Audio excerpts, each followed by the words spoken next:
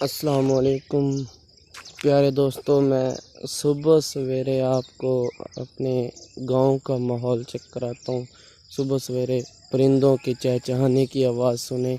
मैं अभी अपने बाग में जा रहा हूँ, यहाँ पे परिंदों के चहचहाने की आपको आवाज़ सुनाता हूँ।